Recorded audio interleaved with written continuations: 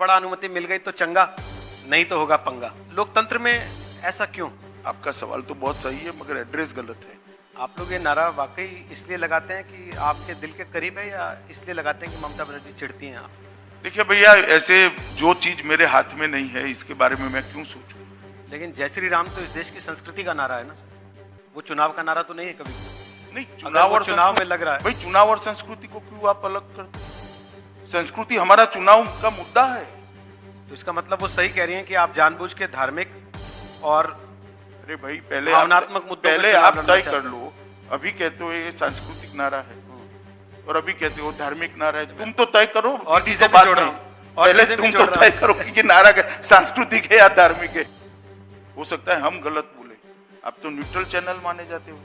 माने क्यों जाते हैं? है नहीं क्या? जब मांगते नहीं है तब तो देते हैं सर्टिफिकेट, जब मांग रहे हैं तब आप अवॉइड कर रहे हैं। अमित शाह आते हैं, वो कहते हैं कि उखाड़ के फेंक देंगे, निकाल बाहर करेंगे। तो मैं क्या कहूंगा, संभाल कर रखेंगे? ऐसा कहूंगा? मैं उखाड़ने ही आया हूं, मैं उखाड़ने ही आया हूं। आपको दुख हुआ इस बात का? लाल किले पर चढ़ गया कोई और उसने वहां एक धार्मिक झंडा फहरा दिया। चलिए भाई, मेरे दुख की अभिव्यक्ति का एक कार्यक्रम नहीं है, बंगाल के चुनाव पर डिस्कशन का कार्यक्रम। लाइव इंटरव्यू के दौरान गृह मंत्री से भिड़े गोदी मीडिया एंकर रोहित सरदाना।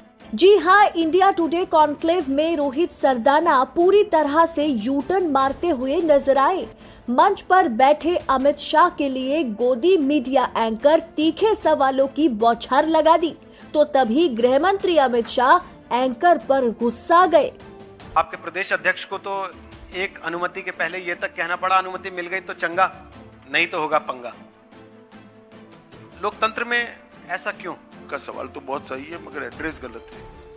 आपका सवाल तो बहुत सही है मगर एड्रेस गलत है। आप लोग ये नारा वाकई इसलिए लगाते हैं कि आपके दिल के करीब है, या इसलिए लगाते हैं कि ममता बनर्जी चिढ़ती हैं आपके हिसाब से?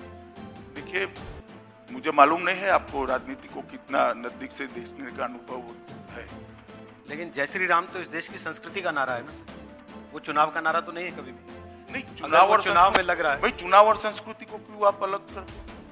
संस्कृति हमारा चुनाव का मुद्दा है। हमारा चुनावी मुद्दा ही बंगाल का कल्चर है, एक प्रमुख मुद्दा है। क्यों अलग कर रहे हो आप? तो इसका मतलब वो सही कह रही हैं कि आप जानबूझ के धार्मिक और अरे भाई, पहले भावनात्मक मुद्दों पहले आप तय कर लो।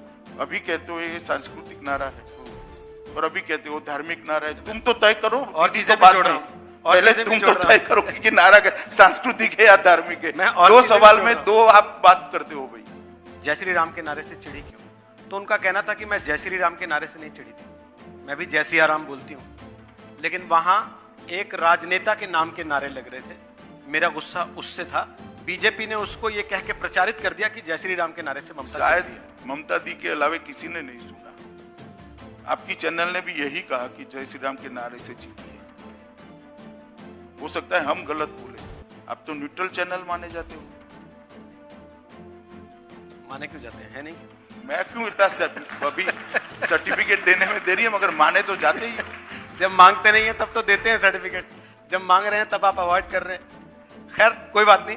आपको लगता है इस तरह के गठबंधन होंगे तो आपको नुकसान होगा या ममता को नुकसान होगा? किसको नुकसान होगा? देखिए भैया, ऐसे जो चीज मेरे हाथ में नहीं है इसके बारे में मैं क्यों सोचूं? लेकिन इतना कैलकुलेशन तो आप करते हैं ना, क्योंकि आप ही चाणक्य हैं पार्टी के, तो ये गिनती तो आप ही करते होंगे कौन किसके साथ जाएगा, तो वोट का डिस्ट्रीब्यूशन किधर बटेगा। नहीं, मगर कौन जाएगा वो जाएंगे तब देखेंगे। हमने उनसे भी ये सवाल पूछा था आज कि इतनी कड़वाहट क्यों है।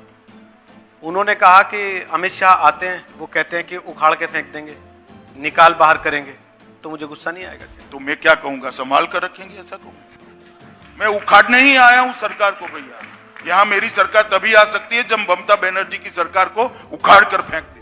हिंसा किस तरफ से है? कार्यकर्ता तो आपके भी मारे जा रहे हैं, कार्यकर्ता उनके भी मारे जा रहे हैं। उनके कितने मारे गए? आपने लिस्ट किया है ना? आप अपने मेरे पास तो लिस्ट है, मेरे 130 कार्यकर्ता। सुनो ना भैया, मेरे पास तो लिस्ट है, मेरे 130 कार्यकर्ता मारे गए। जरा ममता दी उनका लिस्ट प्रसिद्ध करें।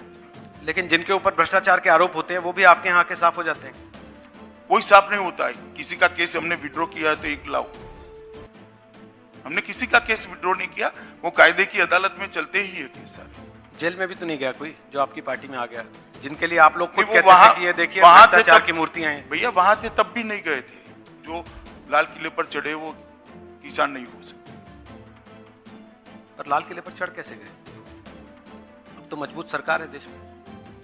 कि ऐसा है कि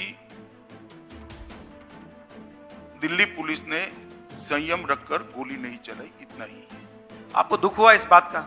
लाल किले पर चढ़ गया कोई और उसने वहां एक धार्मिक झंडा फहरा दिया।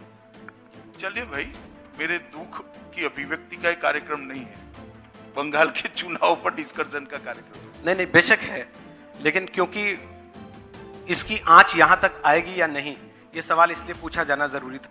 ये जो आप सवाल पूछते हो, इसके जवाब इस प्रकार के कार्यक्रम में मैं दे भी नहीं सकता।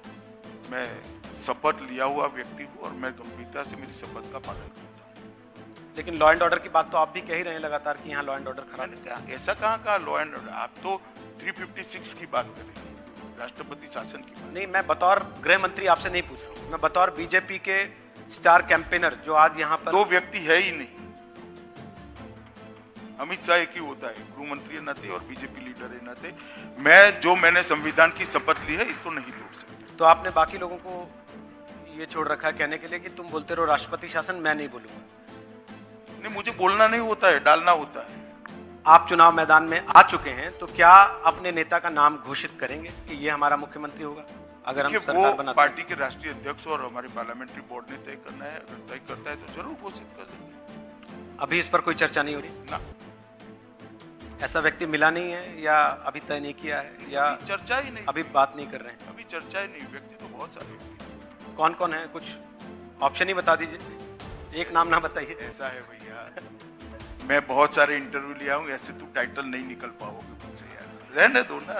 टाइम जाता है, आपका टाइम खत्म होता है। मैं तो बहुत सारे विकल्प पूछ रहा हूँ आपसे कि आप कह रहे हैं बहुत सारे विकल्प हैं, क्योंकि आपकी पार्टी हमेशा ही कहती है कि हमारे पास बहुत सारे नेता हैं, we have a galaxy of stars. हाँ, तो है तो ही। बंगाल में वो सितारे कौन कौन हैं?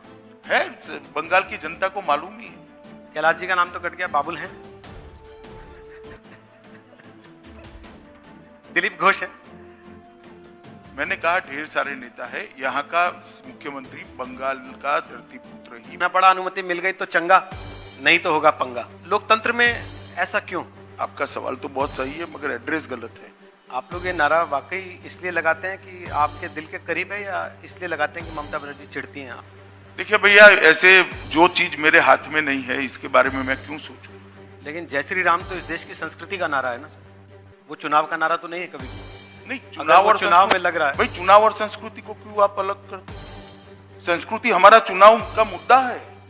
तो इसका मतलब वो सही कह रही हैं कि आप जानबूझ के धार्मिक और अरे भाई, पहले भावनात्मक मुद्दों पे पहले चुनाव आप लड़ना तय चाहते कर लो।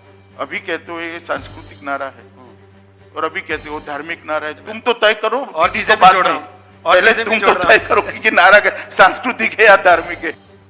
हो सकता है हम गलत बोले, आप तो न्यूट्रल चैनल माने जाते हो। माने क्यों जाते हैं? है नहीं क्या? जब मांगते नहीं है तब तो देते हैं सर्टिफिकेट, जब मांग रहे हैं तब आप अवॉइड कर रहे हैं। अमित शाह आते हैं, वो कहते हैं कि उखाड़ के फेंक देंगे, निकाल बाहर करेंगे। तो मैं क्या कहूंगा, संभाल कर रखेंगे? ऐसा कहूंगा? मैं उखाड़ने ही आया हूं, मैं उखाड़ने ही आया हूं। आपको दुख हुआ इस बात का? लाल किले पर चढ़ गया कोई और उसने वहां एक धार्मिक झंडा फहरा दिया। चलिए भाई, मेरे दुख की अभिव्यक्ति का एक कार्यक्रम नहीं है, बंगाल के चुनाव पर डिस्कशन का कार्यक्रम।